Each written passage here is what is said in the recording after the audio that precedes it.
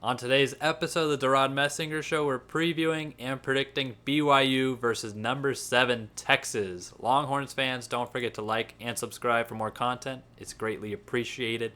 And of course, check out our content at HornSports.com, where we're updating you on everything Longhorn. We got a couple sports in there covered too, so if you like more than just football, check us out. But Dylan, for some basic game info, the BYU Cougars will be playing the Longhorns on Saturday at 2:30 p.m. Central Time at Darrell K. Royal Texas Memorial Stadium in Austin, Texas. Televised this time on ABC. Texas is favored. Yet again, the line has moved, but last I checked, favored by 17 points. Now, Dylan, get us into that BYU offensive scouting report. Yeah, BYU definitely like to be higher up when it comes to statistics in the Big 12. They're 11th in the Big 12 in points per game, 27.6.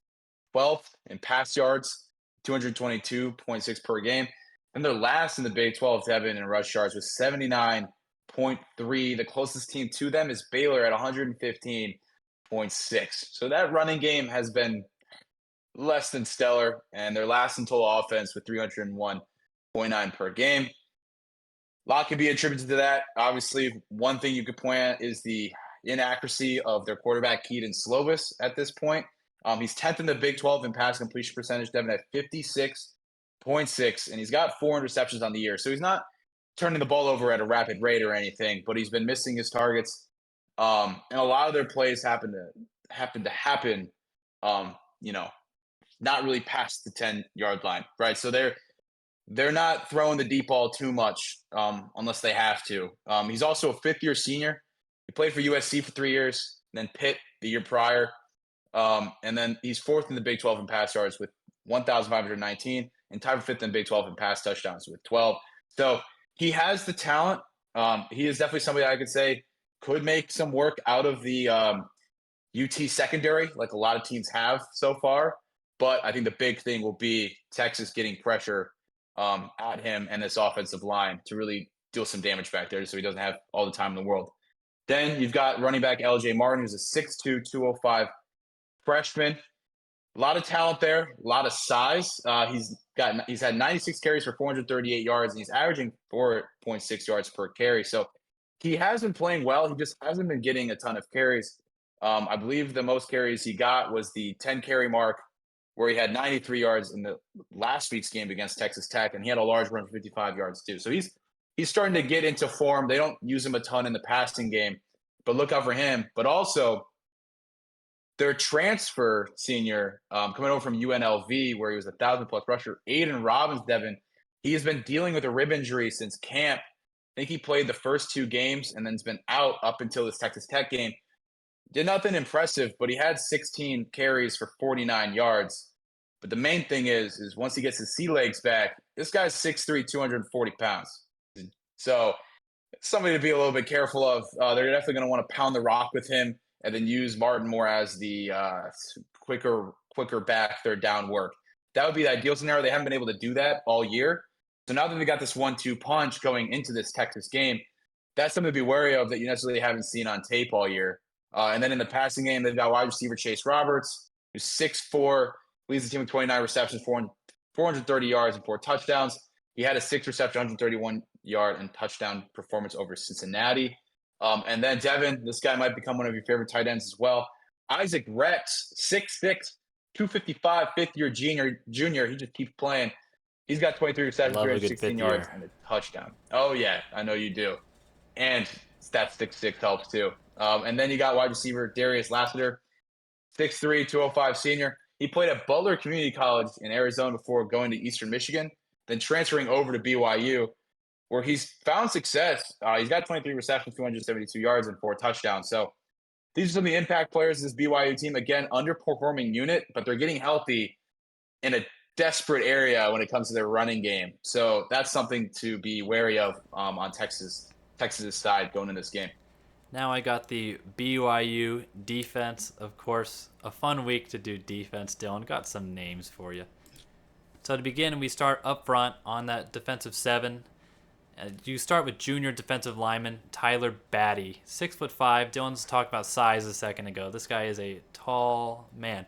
Then you got senior linebacker. Yet again, sometimes you got to pronounce the names, Dylan. Sometimes, in addition to pronouncing the names, you got to practice pronouncing the names. This is one that I had to practice pronouncing. You got A.J. Vongpacha. Boom. Drop the mic. 6'3" again. So they got size in that front seven. And then senior linebacker Max Tooley. So Batty leads the team in sacks with 3.5. Vongpacha has 46 tackles. And then Tooley is a leader there with 50. Overall, though, Dylan, this group has not been too scary up front. Devon was doing some advanced analytics research here. BYU is 124th, which I put in parentheses, near last in the country in sacks with just 7 so far this season. And overall, the defense has not been too hot as well. The total yardage allowed, BYU is 95th in terms of defensive standings, being 78th in the country in rushing defense and 98th in passing.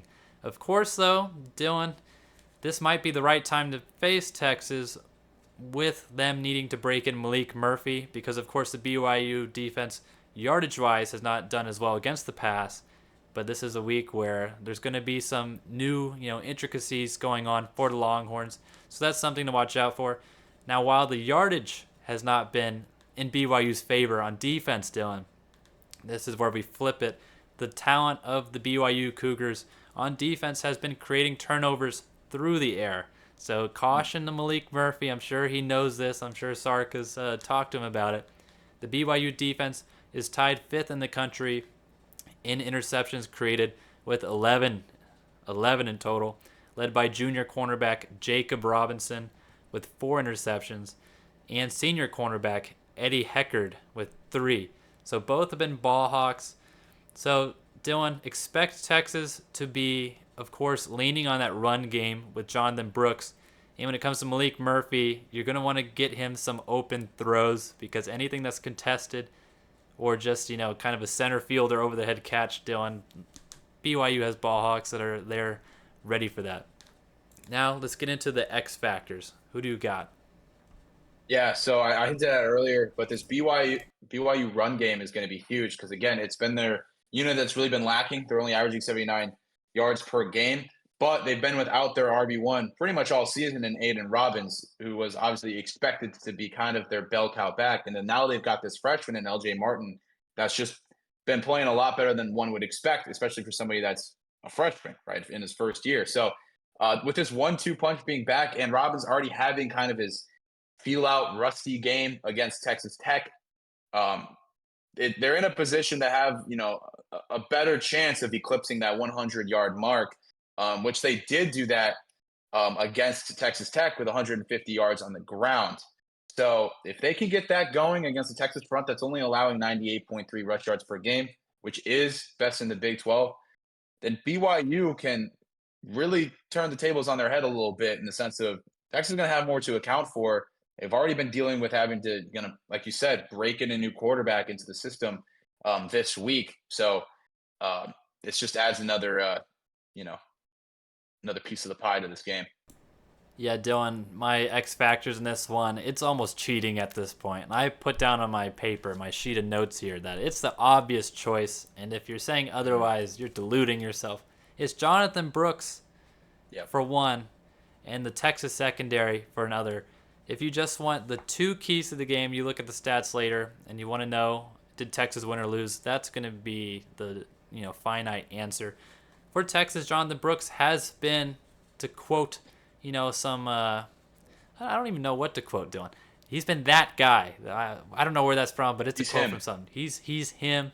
Jonathan Brooks, All-American at the midseason point. Something that's impressive, of course, replacing Bijan Robinson that he's been able to do for himself. And, credit to the Texas coaching staff as well for getting him ready. But I put Jonathan Brooks because, like I said, Malik Murphy is going to be having to get really his first snaps in actual competition, Dylan. He had some snaps last weekend against Houston. He had several throws, but pretty much the drive was let's hand it off to Jonathan Brooks and CJ Baxter and let them work. Of course, with a week of preparation and most likely him, being the starter, Dylan. Of course, Sark doesn't want to reveal that yet, but I would be shocked if he wasn't. With a week of preparation, you're going to expect some more design for him, some more throws. But Jonathan Brooks is going to have to really carry the load offensively, which he's done so far this season. And then in the secondary, Dylan did talk about BYU potentially adding a little bit of a wrinkle to their running game. But BYU this season is 128th in rushing yards, which is even closer to last place, Dylan. I forgot what the exact count was. Oh I think it God. was like next to last or 2 places from last. So rushing has not been their thing. And like Dylan said, that's somewhat by design. They're just a pass-heavy team. But the secondary, doesn't matter who the quarterback is, Dylan. Texas has played some backup quarterbacks, and there's been moments of weakness. It's just going to be a challenge yet again. Ryan Watts may be back this weekend. It appears he will be back this weekend, so that's a big plus. But can they stop Slovis, slow him down? As Dylan was saying, the completion percentage is not there. Can they make some of those incomplete passes interceptions? Of course, Dylan said he doesn't turn over the ball too often, but it's the real opportunity for Texas defensively in this one if they want to win this game. Now, Dylan, we're talking danger level. This one's a little interesting. I'm sure it's changed with the recent Ewers injury. What are you feeling? I mean, and that's the thing. I don't think it's too high in the sense of like, you got this change in quarterback situation, and you got Jonathan Brooks. Like they've still got a win advantage here in case of what they can do to win this game. That's going to be the running game with Brooks and Baxter, right? So I've got this danger level sitting at a 5, Devon. I mean, it's going to be a tough test. BYU isn't just an easy like a team you can overlook in any sense of the word, right? And again, we're gonna see kind of what the plan is from the jump on the first offensive play for Texas and what they let Murphy do. I don't expect them to let Malik Murphy cook in this game, Devin. So I think they're going to ease him into it with short passes, mixing the screen game, which they like to do anyways with AD Mitchell and Xavier Worthy, who tend to feast on those, in routes, slant routes, in case in Worthy's sense, the screen passes. So that's going to be stuff they work in there as well as Jonathan Brooks. And then as you get closer to the second half, or even the second half, you can maybe work in some more play action and let it go deep and let Murphy kind of show off his arm. But I don't expect that off the bat instantly. That's why I would expect BYU to kind of be in this game for most of it, maybe until the third or fourth quarter when Texas can start to wear them down. So that's why I don't have it higher than a 5. I know in this case, when you've got a new quarterback showing up, it's kind of like, oh no, red alert, click the panic button. But I don't feel that with this Texas team. Obviously, it was a down game against Houston. Again, I think Texas has enough ways to win defensively with that front seven and their running game, to which they can kind of keep this danger level from going up to like an 8 or so. Did you have it at a 5? Yeah. Okay, yeah, and Sark has preached the team's versatility, and that's obviously won them some games. And Jalen Ford, and I believe it was Tavondre Sweat, commented after the game in Houston that they probably would have lost a game like this in previous years, and that's just the culture Dylan has changed. You said don't hit the panic button. I'm hitting the panic button, not anything crazy, but I'm giving it a 7 in danger level. Because, yet again, Malik Murphy has thrown just 8 pass attempts this season. We have not seen him have good amount of snaps at the college level. Yes, we saw him in a spring game, but of course, you and I know that that does not really translate to what's about to go down in Austin on Saturday. I put BYU's not too shabby of a team.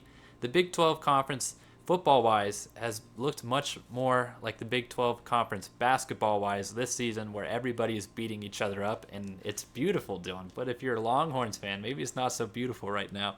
Let me just say that. Now, I would definitely have this danger level lower if Ewers was in, but it's just a added uncertainty with Murphy being in. Of course, right now, Dylan and I believe in Murphy's ability. And of course, Dylan, you got to let the man grow. This is his first collegiate start. You can't judge him, from his entire college career just off the start. He's got to be able to get reps and experience at the quarterback position. But yet again, BYU's not too shabby. Ewers' injury adds something. The Texas defense, as we talked about, the secondary-wise, has not looked too great. This is a passing team, so I'm going to give it a 7, but yet again, we don't know. And Dylan, prediction time. How are you feeling? You said a little closer than expected. Is that true for your prediction as well? Well, I mean, the Houston game hit me tough. I had a 56-10 win there. Did not happen. So I've been really off these score predictions, it feels like, this year. But this one, I'm going more conservative approach. I do think, again, this game will be a little closer than one would hope, at least going into the fourth quarter.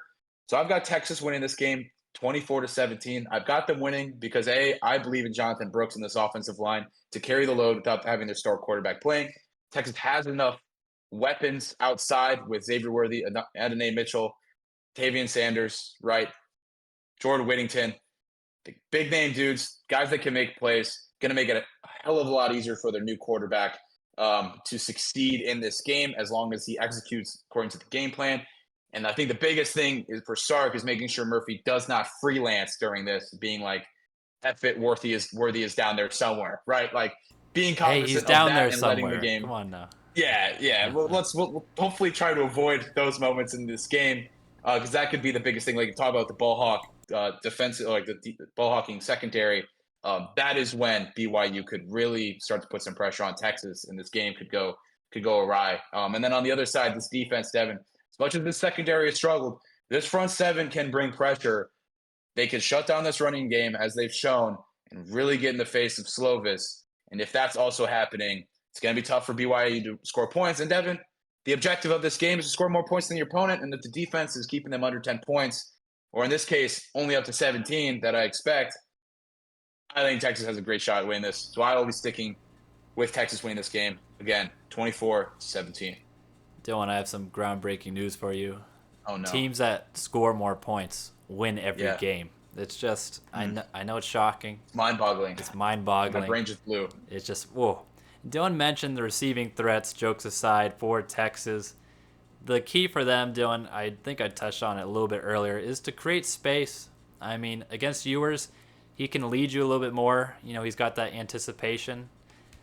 Murphy, just, yet again, different skill set. Still a passer, but his literal throw, as we talked about, is different. He's going to, rifle it in there.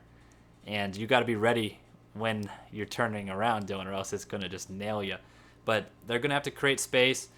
I don't expect Murphy to, as Dylan was saying, have to go off script and, be just the guy that every play comes down to. He's going to pick and choose his spots. He's got to hit his target, of course, and stay out of that interception column, like Dylan said. But if I'm Sark, you're going to have to change something up, Dylan, this week. And I expect Texas, yet again, depends, I guess, on how the game literally is going at the time. But in terms of game planning, I'm expecting Texas to move a little bit more slow in a positive way. I think they're going to turn into the clock-chewing team and just kind of trying to sit on it. If Jonathan Brooks is having himself a day, make BYU score every possession offensively that they can. Of course, they got Slovis, and Dylan mentioned the names earlier, but Chase Roberts, Isaac Rex, and Darius Lassiter. That's a good receiving trio to have for BYU against the Texas secondary. I think they're going to win the game by playing slow. They're going to slow dance with the Cougars on Saturday. I got Texas winning 27-24. Definitely different than that spread, Dylan. But more importantly than our predictions, what are you predicting? Let us know your score prediction down below. Don't forget to like and subscribe. Of course, check us out at HornSports.com. And don't forget to have a great rest of your day.